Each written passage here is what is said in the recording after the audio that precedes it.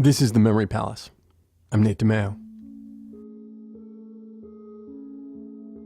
The colors were all wrong. It was June, and the leaves weren't their full green. That deep green, that summer green. And the late afternoons never got gold. The trees never shone as the angle of the sun shifted and colored the whole canopy. And then that line of light never drew up toward the treetops like a rising curtain, as the shadows made their entrance. The mornings were March gray, and noon was no brighter. And the sunsets were this red that was just wrong. That same red that flares sometimes at the edge of the horizon for just that moment, just as the sun slides away. That red was everywhere, the whole of the western sky, for hours before nightfall. It was beautiful, but it was all wrong. And then there was the white. There shouldn't be any white, not in June, not in New England, not in Europe at the edge of summer. There never had been, not for as long as anyone alive could remember. But in Vermont, to pick a spot on the globe, on the 4th of June in 1816, there were snowdrifts 3 feet tall. The crops, the corn and wheat and barley that had grown and greened as they should all spring, were now buried in white, and were dying. In Italy, another spot on the globe where it snowed where it shouldn't snow, the color of that snow was all wrong. A reddish, brownish orange, draping the hillsides, usually green with yellow sunflowers, all throughout Europe, all throughout that summer never came. Snow, and iced over streams, and temperature swings. You would be sweating one morning, you'd be freezing the next.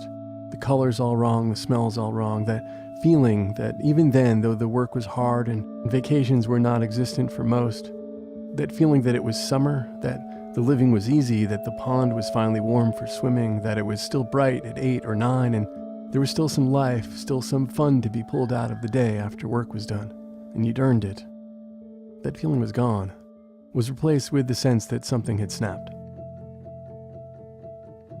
So this is 1816.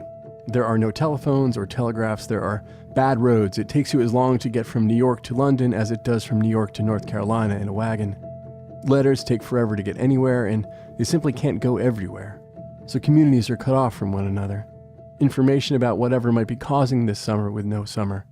Meteorological observations, historical weather data, scientific debate was limited. And what there was limited to an elite few. Those astronomers, the gentlemen of the Royal Society, the natural scientists had their debates, they convened colloquia, shared readings with colleagues in colonial outposts around the globe, correspondences that would take months to get responses to simple queries, and so would have data points, clues, in the bellies of ships tossed in the currents around Cape Horn or wherever, all while it kept snowing when it shouldn't be snowing.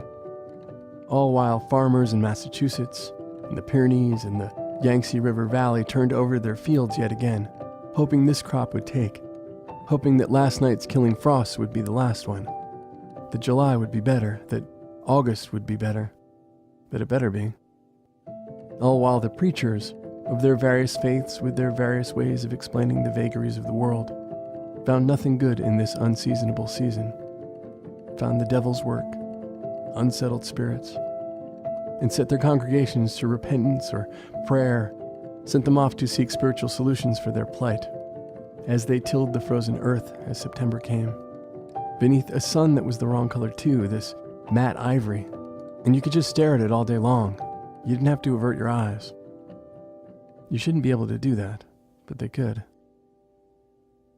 We know now why they could. It took decades to sort it out. For scientists to really start to understand how weather worked or piece together all those clues gathered from around the globe. Meteorological observations, gleanings from the diaries of desperate farmers. It took forever to figure out how it could be that you could just stare at the sun at high noon, and how there could be a summer without a summer, how it could happen to a whole hemisphere, how particulates in the upper atmosphere could block the heat of the sun, and how they could get there. Sir Thomas Stamford Bingley Raffles was at home in the evening of April 15th, 1815, when he thought he heard cannon fire.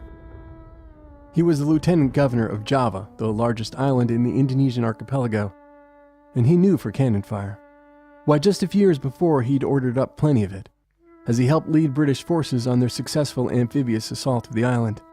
seizing it from the French, who had taken it from the Dutch, who had gotten it from the Portuguese, who had taken it from the people who actually lived there to begin with.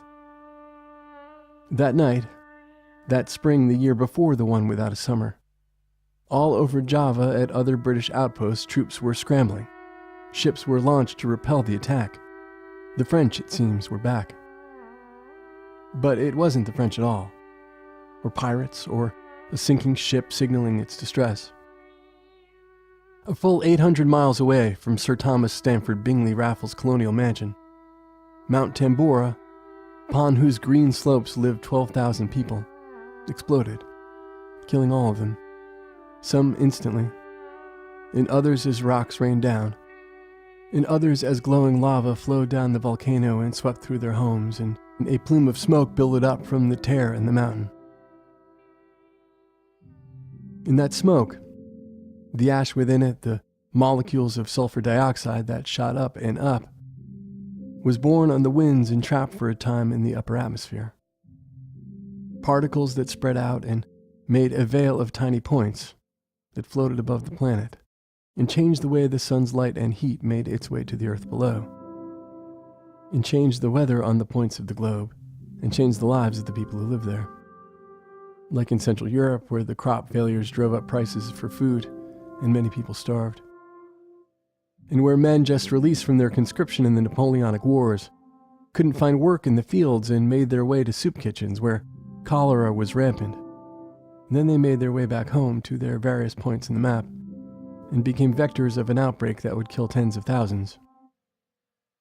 In Vermont, where the crops failed, and where they wove wool from the sheep they had shorn, and then draped those same sheep with the same wool to keep the sheep warm. As many as 15,000 people up